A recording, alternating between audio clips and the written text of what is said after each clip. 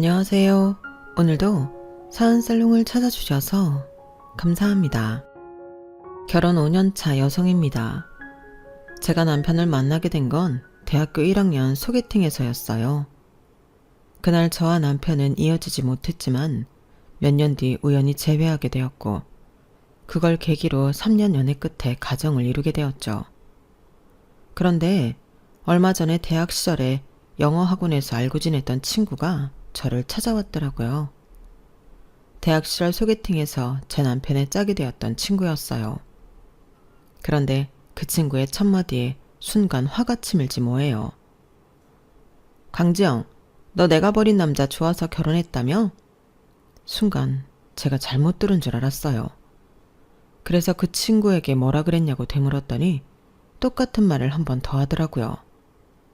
그 말을 듣는데 어찌나 열불이 나던지 아니 소개팅에서 딱 한 번 파트너가 된 거 가지고 마치 자기랑 제 남편이 뭔 일이라도 있었던 것처럼 구는 거 너무 황당하지 않나요? 평소 연락을 자주 하는 친구가 그랬다면 장난으로 넘길 수도 있겠지만 10년 만에 뜬금없이 찾아와 이러니 어떻게 좋게 봐줄 수 있겠어요. 웃기는 건 이렇게 사람 속을 뒤집어 놓고는 청첩장을 내밀더란 거예요. 연락 끊긴 지 10년이나 된 마당에 겉도 보자마자 사람 기분 더럽게 만들어 놓은 주제에 자기 결혼식에 와달라고 청첩장을 내밀다니 정말 어이가 없어서 이럴 거면 오랜만에 찾아와서 사람 속을 뒤집을 게 아니라 마음에 없는 말이라도 제 기분을 맞춰줬어야죠. 그래야 결혼식에 가줄 거 아니겠어요? 머리가 나쁜 건지 생각이 없는 건지. 그런데 결과적으로 저는 그 친구 결혼식에 참석했어요. 그것도 제 남편까지 동행한 채 말이죠. 제가 왜 마음에 들지 않는 동기 결혼식에 남편까지 데리고 참석했는지 지금부터 그 내막을 전해드릴게요. 저는 어릴 때부터 친구 사귀는데 어려움을 많이 느꼈어요. 외동딸인데다 집안에 제 또래 친척이 없어서 늘 혼자 지내야 했거든요. 저희 엄마는 사회적으로는 성공한 커리어 우먼이지만 딸 입장에서 좋은 엄마는 아니었어요. 늘 엄마 일이 먼저였거든요. 그 덕에 엄마는 입사 동기들보다 승진이 빨랐고 엄마보다 사회생활을 3년 빨리 한 저희 아빠보다도 월급이 많았어요. 아빠는 자신보다 능력 있는 아내한테 자격지심을 느끼기보다는 늘 응원하고 자랑스러워 하셨어요. 그런 아빠 때문에 저희 친할머니랑 고모들은 저희 엄마한테 함부로 할 수가 없었죠. 아니, 올케는 이번 제사 때도 안 온대? 며느리가 돼서는 어떻게 시아버지 제사에 안 올 수가 있어? 시어머니랑 시누이는 하루 종일 손에 물 마를 새 없이 일하는데 말이야. 엄마가 올케한테 얘기 좀 해. 전을 붙이며 투덜대던 고모가 할머니께 저희 엄마 혼 좀 내라고 조용용하자 거실에서 밤을 깎던 아빠가 버럭 소리쳤어요. 저거 웃기는 기집애네. 야, 우리 아빠 제사 지내는데 엄마랑 네가 일하는 게 맞지? 왜 지영이 엄마 탓을 해? 남의 부모 제사를 왜 며느리들한테 떠넘기느냐고. 난 우리 지영이 엄마가 제사니 명절이니 이런 것 때문에 자기 일 팽개치고 헐레벌떡 집에 오는 건 싫어. 그런 일은 내가 하면 되잖아. 능력 있는 사람은 자기 능력 펼칠 수 있는 일을 하면 되는 거라고. 그러니까 엄마도 그렇고 정숙이 너도 그렇고 내 와이프한테 집안 행사에 참여하라고 강요하지 말란 말이야. 알았어? 회사에서 능력을 인정받는 엄마도 대단했지만 그보다는 이런 마인드를 가지고 있는 아빠가 더 대단하다고 생각해요. 아무래도 저희 아빠 같은 생각을 한 사람이 드물었던 시대니까요. 하지만 그것과 별개로 자식 입장에선 많이 서운했던 것도 사실이에요. 학교 행사 때도 그렇고 제 생일 때도 그렇고 엄마는 바쁘다는 핑계도 제대로 챙겨주신 적이 없거든요. 바쁜 엄마를 대신해 아빠가 선물을 챙겨주시기는 했지만 그걸로는 확실히 부족했어요. 중학교 이전 아이들의 사회생활은 아이들이 아닌 엄마가 주도하는 게 사실이거든요. 아이들 생일 파티 참석도 그렇고 학원 선정도 그렇고 심지어 학급 임원도 엄마들 입김에 따라 좌지우지 되니까요. 그런 의미에서 저는 초등학교 6년 내내 친구 생일 파티 한 번도 초대받지 못했어요. 유치원 때도 마찬가지였고요. 친구 엄마들은 단순히 저를 초대하지 않은 것뿐만 아니라 저랑 어울리는 것조차 싫어하셨어요. 이유는 저희 엄마 때문이었어요. 누구는 능력이 안 돼서 일 그만두고 집에서 애 키우는 줄 알아? 자기만 잘난 줄 알지. 아니, 애만 맡겨놓고 나몰라라면 그만이냐고. 애 생일랑 케이크랑 애들 간식 준비해서 유치원으로 보내라고 몇 번을 말했는데 아무것도 안 보내면 어쩌느냐고. 난 진짜 우리 애가 지영이랑 같은 초등학교 안 됐으면 좋겠어. 지영이 엄마랑은 다시는 엮이고 싶지 않다고. 유치원에 다닐 때부터 늘 이런 말은 듣고 살았어요.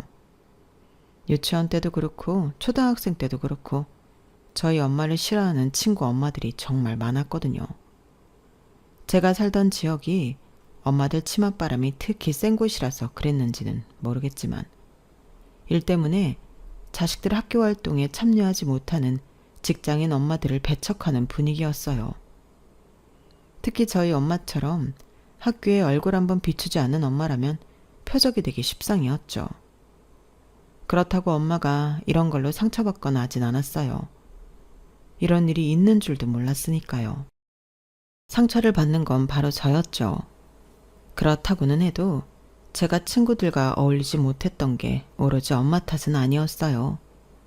어쩌면 그보다 제 성격 탓이 컸을 거예요. 낯을 가리고 무척 내성적인 성격이라서 가족이 아니고서는 제가 먼저 말을 걸거나 하는 일은 거의 드물었거든요.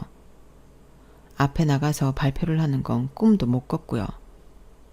발표는커녕 울지는 않으면 다행이었죠. 그렇다 보니 중학교에 입학하고도 내내 혼자 점심을 먹어야 했어요. 아이들은 학기 초에 무리를 형성하기 마련인데 저는 그 시기를 놓쳤거든요. 먼저 다가가서 말도 걸고 무리에 끼기 위해 노력을 해야 하는데 제 성격으로는 무리였어요. 그러다 보니 어느 순간 왕따 아닌 왕따처럼 되고 말았죠.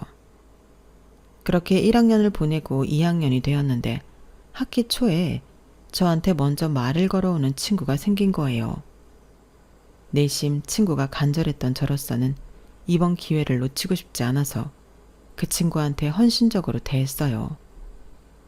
화장실에 가고 싶지 않아도 친구가 가자고 하면 가고, 급식을 먹을 때 제가 좋아하는 반찬이 나와도 친구가 달라고 하면 주고, 친구가 제 학용품을 마음에 들어하면 순순히 줘버리곤 했거든요. 제대로 친구를 사귀어 보지 않았기 때문에 무조건 친구가 원하면 주곤 했는데 알고 보니 그 친구는 이런 저를 이용하고 있었더라고요. 하루는 과외 시간 때문에 친구한테 양해를 구하고 먼저 교실을 나섰는데 뒤늦게 책상 서랍에 필통을 두고 왔다는 걸 떠올린 거예요. 그래서 다시 교실로 돌아갔는데 글쎄 제 친구가 다른 아이들한테 제 흉을 보고 있지 뭐예요. 강지영은 내 말이면 꾸벅한다니까. 말만 하면 다 줘. 완전 병신이지. 니들도 한번 해봐. 볼펜이든 수첩이든 달라는 대로 다 준다니까. 다음엔 돈 좀 달라고 해볼까? 야, 너 강지영이랑 친구 아니었어? 그런데 왜 애를 그렇게 괴롭히냐? 누가 친구래. 왕따년 불쌍해서 놀아주는 거지. 내 친구가 그러는데 걔 초등학생 때부터 왕따였대. 성격이 이상하니까 그런 거 아니겠어? 왕따 당하는 애들은 다 이유가 있다니까. 복도에서 그 말을 듣는데 다리가 후들후들 떨렸어요. 나는 자기를 친구라고 생각했는데 어떻게 나한테 이럴 수 있지? 서운하기도 하고 그런 애한테 놀아난 내 자신이 한심하게 느껴졌어요. 쉽게 마음을 열지 말 걸 그랬다고 집에 돌아가는 내내 자책했어요. 그리고 다음 날부터 저는 그 친구와 밥도 따로 먹고 말도 섞지 않았어요. 그랬더니 앞장서서 제 흉을 보고 다니더라고요. 그러거나 말거나 신경 쓰지 않았더니 몇 달 그러고는 잠잠해지더라고요. 이유 없이 남한테 당하느니 차라리 혼자가 낫다는 생각을 했고 고등학교에 들어가서도 그 생각은 변하지 않았어요. 약해서 타인한테 상처받지 말고 스스로 강해져야겠다는 생각으로 혼자 보내는 시간을 내 미래를 위해 투자하는 데 쓰기로 했어요. 그러다 보니 성적도 많이 올랐고 일찌감치 가고 싶은 대학을 정해놓고 입시 준비를 해나갔어요. 돈 잘 버는 엄마 덕분에 입시 컨설팅도 받고 맞춤형 대입 준비도 해나갈 수 있었죠. 그렇게 제가 원하던 대학에 수시로 합격을 하고서는 바로 영어 공부를 시작했어요. 나중에 영어권 나라로 유학을 떠날 생각이었거든요. 유학을 안 가게 된다고 하더라도 취업 준비를 할 때 도움이 되니까 미리 준비해서 나쁠 건 없다 싶었어요. 이미 혼자 다니는 건 일상이었기 때문에 대학에 들어가서도 딱히 불편할 건 없더라고요. 오히려 더 좋았어요. 따로 담임 선생님이 있는 것도 아니고 한 교실에 모여 똑같이 점심을 먹고 똑같이 수업을 받지 않아도 됐으니까요. 각자 선택한 강의 스케줄에 따라 따로따로 움직이니까 꼭 무리지어 다닐 필요도 없고 과에서 공동으로 하는 활동에만 참여하면 되니까 저로서는 이보다 좋을 수 없더라고요. 대학 생활에 대한 스트레스도 없고 강의 시간을 제외하고 나머지 시간을 내 마음대로 운용할 수 있는 것도 좋았어요. 저는 주로 남는 시간에 영어학원에 다녔는데 거기서 한 친구를 만나게 된 거예요. 강쌤이라는 친구였는데 모 여대에 다니면서 저처럼 유학을 염두하고 영어 공부를 하고 있었어요. 성격도 밝고 좋고 싫고가 확실한 타입이라서 남의 뒷담화를 하거나 누굴 괴롭히는 성격은 못 되는 친구였어요.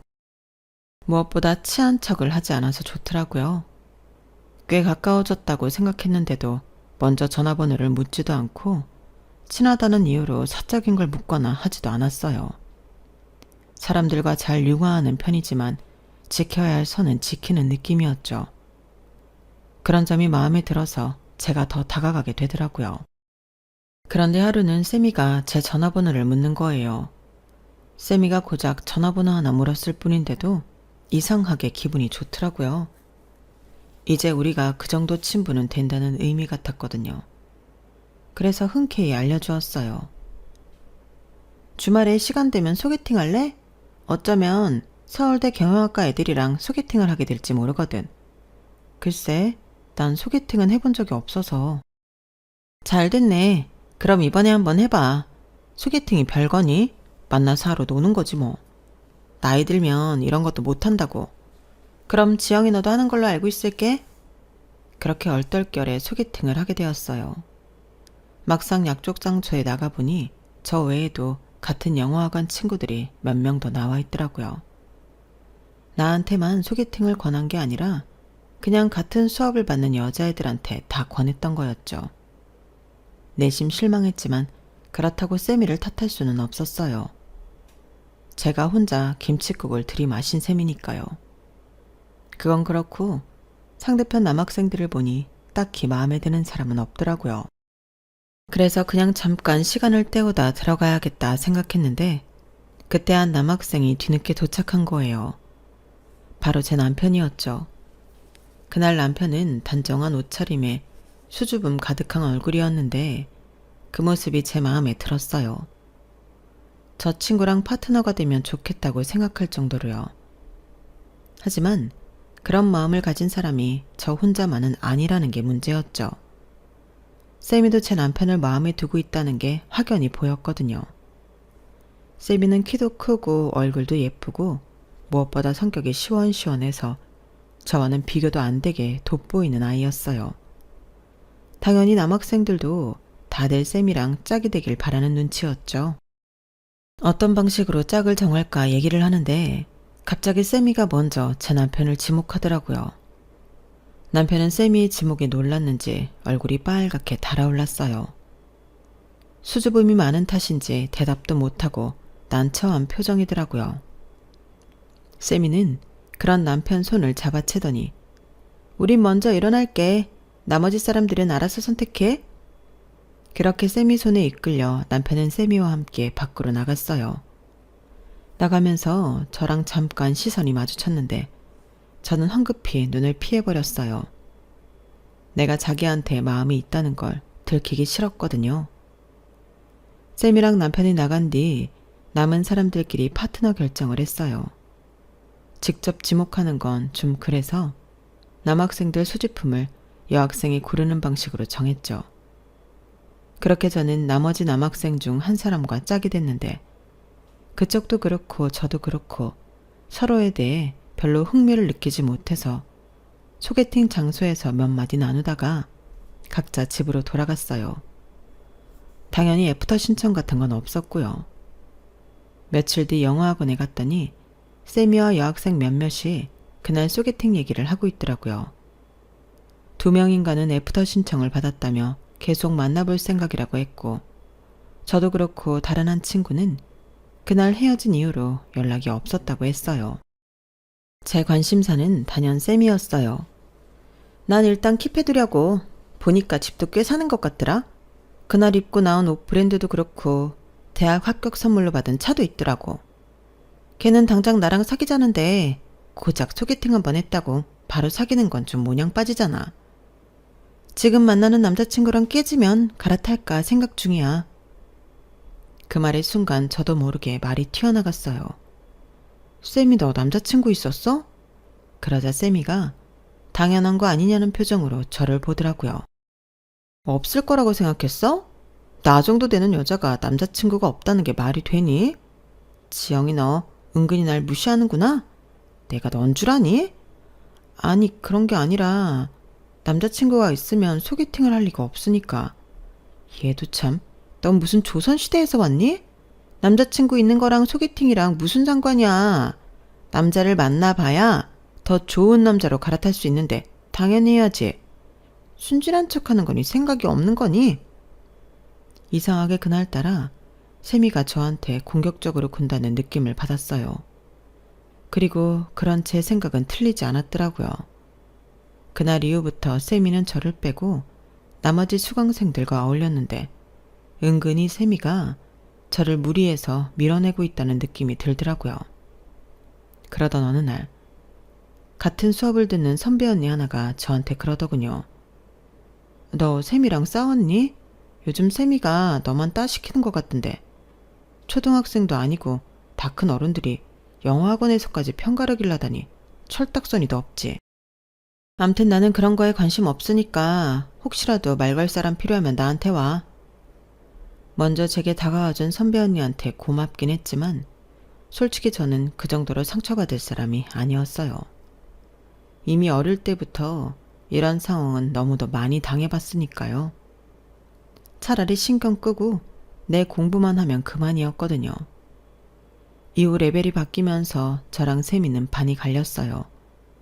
그리고 얼마 뒤 세미가 학원을 그만뒀다는 소식을 듣게 되었어요. 유학을 떠났다더군요. 세미가 유학을 떠나건 말건 그건 저와는 상관없었지만 소개팅 이후 제 남편과 사귀었는지는 조금 궁금하더라고요. 하지만 굳이 사람들한테 그걸 물어보고 싶지는 않았어요. 자존심이 상하는 일이니까요. 그렇게 시간은 흘러 세미의 존재에 대해서도 희미해질 무렵 생각지도 못한 장소에서 남편과 마주치게 된 거예요.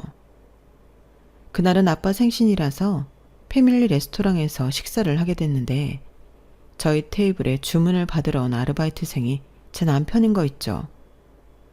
소개팅을 한 지 몇 년이 지났으면서 우리는 서로를 한눈에 알아봤어요. 저야 마음이 있었으니 그렇다 치지만 남편이 저를 알아본 거는 조금 놀랍더라고요. 식사를 마치고 가게를 나서는데 나도 모르게 자꾸 남편을 찾게 되더라고요. 그래서 고개를 빼고 두리번거렸는데 제 뒤에서 인기척이 느껴지는 거예요. 아빠는 차를 빼러 먼저 나섰고 엄마는 계산대에서 서 계셨는데 말이죠. 그래서 얼른 돌아봤더니 남편이 서 있더라고요. 그 사이 군대를 다녀왔는지 예전보다 몸이 다부지게 변했고 풋풋하던 모습은 사라지고 듬직한 느낌으로 변했더라고요. 남편은 약간 긴장한 표정으로 제게 연락처가 적힌 종이를 건넸어요.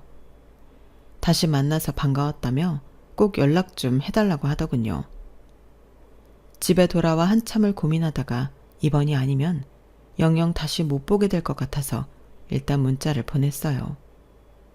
그랬더니 바로 전화가 오더라고요.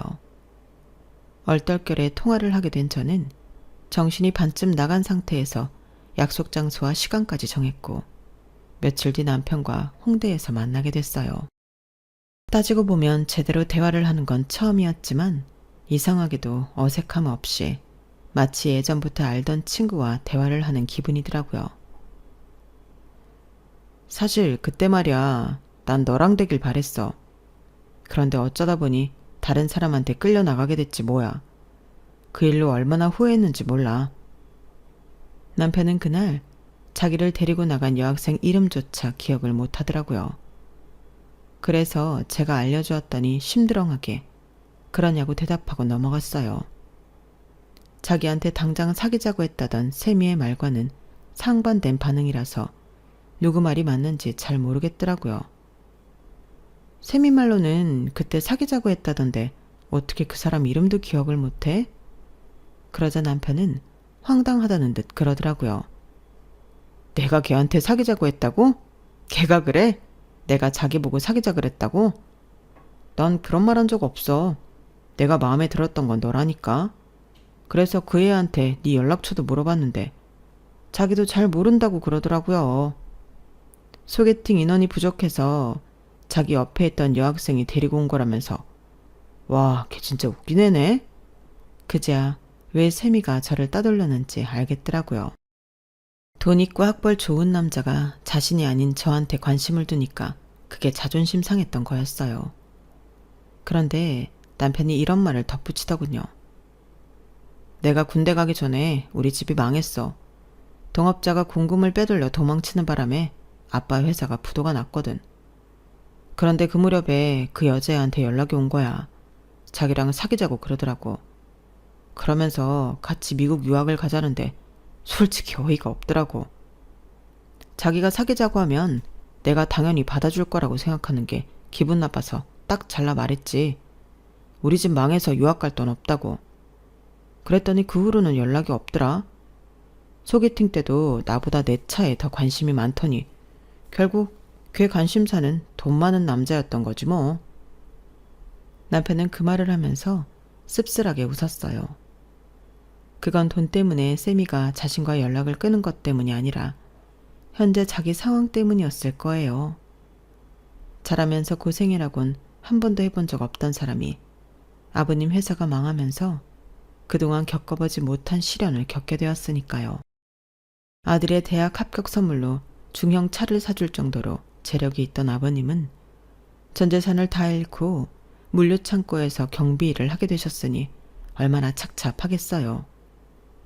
비록 더는 부모님께 기댈 수 없는 처지가 됐지만 오히려 그랬기 때문에 남편은 일찍 세상을 알게 됐고 남한테 기대기보다는 자기 힘으로 세상을 헤쳐나갈 힘을 갖게 된 것 같아요. 미국 유학을 준비했던 저는 남편과 사귀기 시작하면서 유학을 포기하게 됐어요. 그 바람에 엄마는 제가 남편과 교제하는 걸 반대하셨어요. 꼴랑 남자 하나 때문에 네 인생을 망친다는 게 말이 되니? 세상에 널리고 널린 게 남자야. 하지만 네 인생은 한 번뿐이라고. 난 내 딸이 이렇게 정신 빠진 아이일 줄은 몰랐다. 정말 실망했어. 엄마, 내 인생을 엄마 잣대로 판단하지 마. 엄마한테는 엄마 인생이 제일 중요한 것처럼 나한테도 내 인생이 제일 소중해. 정훈이는 엄마가 말하는 세상에 널리고 널린 남자 중 하나가 아니라 나한테 단 하나뿐인 남자라고. 유학? 그거 다녀오면 뭐가 달라지는데? 엄마처럼 좋은 직장에 취직해서 고속 승진하고 회사에서 인정받을 수 있을 것 같아? 아니, 난 엄마가 아니야. 엄마처럼 남편이랑 자식도 내팽개치고 내 출세만을 위해서 살 자신이 없어. 나는 엄마처럼 성공한 직장인은 될 수 없지만 적어도 엄마처럼 실패한 아내이자 엄마는 되지 않을 자신 있다고. 그러니까 나한테 엄마 같은 삶을 강요하지 마. 나한테 엄마가 필요할 때는 단 한순간도 곁에 있어주지 않았던 엄마면서 내 인생을 좌지우지하려는 엄마가 이해가 안 갔어요. 그래서 3년 연애 끝에 엄마의 반대도 무릅쓰고 결혼을 해버렸어요. 남편은 이제 겨우 직장에 취직을 한 상태라서 가진 돈이 없었고 저는 직장 생활을 한 지 3년 차라서 모아놓은 돈이 조금 있긴 했지만 그렇다고는 해도 결혼 자금으로는 턱없이 부족한 금액이었어요. 아빠는 엄마 몰래 돈을 보태주시겠다고 했지만 받기 싫더라고요. 엄마한테 큰 소리 땅땅 쳐놓고는 결국엔 부모 도움받아서 결혼했다는 소리를 듣고 싶지 않았거든요. 그래서 월세 원룸에서 신혼을 시작하고 예식도 조촐하게 치렀어요. 신혼여행은 형편이 나아지면 가기로 했고요. 그렇게 5년 동안 남편과 저는 10원짜리 하나도 허투루 쓰지 않고 돈을 모았고 결혼 2년 만에 투룸짜리 전셋집으로 이사를 할 수 있었어요. 작년에 대출을 끼고 수원에 32평짜리 아파트를 장만했답니다. 남편 직장이 강남에 있어서 출퇴근도 가능한 데다 제 직장이 수원에 있어서 그렇게 결정한 거였죠. 사실 수원에 집을 사게 된 건 친한 언니 때문이었어요. 대학 시절 영어학원에서 만났던 언니인데 저와는 소울메이트 같은 사이거든요. 친구가 없는 저에게는 유일한 친구이자 친언니 같은 사람이에요. 그런데 2달 전쯤이던가요? 그 언니가 쌤이 얘기를 하더라고요. 연락 끊긴 지 10년은 됐는데 뜬금없이 연락해서 제 연락처를 묻더래요. 그래서 일단 제 의사를 듣고 알려줘야 할 것 같아서 알아봐 주겠다고 둘러댔다더군요. 딱히 피할 일도 없을 것 같아서 그냥 알려주라고 했어요. 그랬더니 다음날 바로 전화가 왔더라고요. 그리 반가울 것도 없는 사이인데 세미는 호들갑을 떨며 반가운 척을 하더라고요. 그러면서 다짜고짜 만나자는 거예요. 솔직히 그닥 만나고 싶지 않아서 시간이 안 된다고 했더니 저희 회사로 오겠다지 뭐예요. 점심시간에 잠깐 만나서 얼굴만 보고 가겠다고요. 그래서 오든지 말든지 하라고 했죠. 그런데 이게 회사까지 찾아와서는 저를 보자마자 이러는 거 있죠? 강지영, 너 내가 버린 남자 좋아서 결혼했다며? 진짜 웃긴다. 그 남자가 그렇게 가지고 싶었니? 집도 망해서 완전 개털된 남자를? 어쩜 너는 그렇게 남자 보는 눈이 없니? 세월이 지나도 하나 변한 게 없다는 생각이 들더군요. 이런 얘기를 더 들어줘야 하나 싶던 그때. 나 다음 주에 결혼해. 미국 유학 가서 만난 남잔데 집이 엄청 부자야. 우리 아버님이 신혼집도 60억대 아파트를 해줬다니까? 지영아, 남자는 이런 사람을 골라야 하는 거야. 너 집은 있니? 혹시 전세 살이하는 건 아니지? 이게 사람을 놀리러 온 건지 지 결혼식에 와달라고 온 건지 분간이 안 될 정도로 막말을 짓거리지 뭐예요. 그런데 잠시 뒤 저희 앞에 벤츠 한 대가 멈춰 서는 거예요. 그리고는 차창이 열리더니 세미한테 손을 흔들더군요. 차에서 내린 남자는 키가 세미보다 작았어요. 게다가 미안한 말이지만 인물이 정말 아니더군요. 남자가 점심을 사겠다고 해서 근처 일식집에 갔는데 둘이 어찌나 닭살돋게 하던지 밥이 입으로 들어가는지 코로 들어가는지 모를 지경이었어요. 밥을 먹는 내내 세미는 자기 시댁 자랑을 했어요. 미국에 집이 몇 채고 차가 몇 대고 아무튼 시종일관 돈자랑이었죠. 세미 말로는 얘랑이 미국에서 자기 아버지를 도와 부동산 관련 사업을 한다고 하는데 이번에 결혼을 하면 한국에 들어와 살 예정이라고 하더군요. 시부모님도 미국 생활을 접고 함께 한국으로 와서 살 예정이라나요? 그래서 요즘 투자를 목적으로 건물을 보러 다닌다네요. 굳이 알고 싶지 않은 세미의 시댁 재력을 세세하게 듣고서야 식사 자리는 끝났어요. 그런데 세미 얘랑이 이렇게 만나게 된 것도 인연이라면서 사진을 찍자고 하지 뭐예요. 그래서 억지로 사진 몇 장을 찍었어요. 그랬더니 회사에 들어오자마자 세미가 톡으로 사진을 보냈더라고요. 확 지워버릴까 하다가 내 남편과 확연히 비교가 되는 세미 일행을 보고는 그냥 뒀어요. 밤에 남편한테 보여주려고요. 그날 밤 낮에 세미랑 찍은 사진을 남편한테 보여주며 내 남편이 100배 1000배 낫다고 한삼 치켜재어주고 있었는데 남편 표정이 무섭게 변하는 거예요. 저는 제가 말 실수라도 한 건가 싶어서 쫄았는데 남편이 대뜸 그러지 뭐예요? 결혼식에 남자 부모님도 온다 그랬다고? 미국생을 정리하고 한국에 들어와 살 생각이래. 근데 그건 왜 물어? 그러자 남편이 눈시울이 붉어진 채로 그러는 거예요. 사진 속 남자는 아버님 동업을 하던 사람 아들이라고요. 언젠가 남편이 말했던 그 사람이었어요. 아버님 회사 공금을 빼돌려 해외로 도망쳤다는 그 동업자요. 일반적으로 공금 횡령 시효는 5년이지만 해외에 나가 있었다면 한국을 떠난 시점부터 시효가 멈추니까 이번에 돌아오면 잡을 수 있다더군요. 일단 당신은 결혼식장에 가서 그 인간들 도망 못 가게 살피고 있어. 난 아빠랑 경찰 데리고 갈 테니까. 그렇게 저는 결혼식 당일 친한 언니와 함께 세미 결혼식장으로 갔어요. 세미는 세상 다 가진 사람처럼 좋아서 어쩔 줄 모르더군요. 가보니 세미는 초혼이 아니라 이번이 3번째 결혼이라고 했어요. 여러 번에 걸쳐 남자를 갈아타고 3번째 결혼에 드디어 제대로 된 돈줄을 만났다며 세미 어머님이 무척이나 좋아하시더군요. 어쩌면 세미랑 똑같은 사고방식을 가지셨는지 이래서 피는 못 속인다고 하나 봐요. 저는 혹시라도 세미 시아버지가 자리를 뜰까봐 매의 눈으로 지켜봤고 드디어 결혼식이 시작됐어요. 신랑 입장에 이어 신부 입장이 시작됐는데 세미가 버진로드를 절반쯤 갔을 때 제 남편과 시아버지 그리고 경찰이 예식장 안으로 들이닥쳤어요. 박덕백 씨, 공금 횡령 및 사기 혐의로 체포합니다. 경찰이 세미 시아버지 손에 수갑을 채우자 예식장 안은 순식간에 난리가 났어요. 세미는 주저앉아 펑펑 울고 세미 어머니는 이게 웬 망신이냐며 사위 등짝을 백으로 때려댔죠. 그 와중에 저희 시아버지를 본 세미 시아버지는 귀신을 본 것처럼 놀라서는 횡설수설 변명을 늘어놓았어요. 저라면 그런 인간을 한 대 쳤을 텐데도 아버님은 주먹을 꽉 쥔 채 꾹 참으시더라고요. 이런 상황에 주먹을 휘둘러 봐야 아무 도움이 안 된다는 걸 알고 계셨으니까요.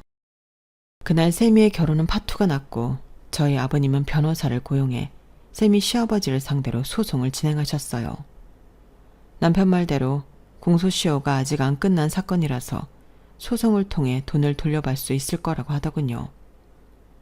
세미와 다시 만나게 됐을 때는 기분이 참 더러웠는데 이렇게 저희 집안에 큰 행운을 가져다 줄지 누가 알았겠어요. 그런 의미에서 세미가 우리 집안의 은인이 아닌가 생각합니다. 물론 본인은 의도하지 않은 일이었겠지만요. 이번 일을 겪으면서 그런 생각을 했어요. 죄 짓지 말고 착하게 살아야겠다라고요. 순간은 모면할 수 있을지 모르지만 언제고 자신이 지은 죄값은 치르게 되니까요. 지금까지 제 사연을 들어주셔서 감사합니다. 여러분들의 주변에 좋은 인연들이 많이 있길 바랍니다. 건강하세요. 여러분, 사연 댓글에 응원과 현명한 조언 부탁드려요. 좋아요와 구독은 저에게 큰 힘이 됩니다.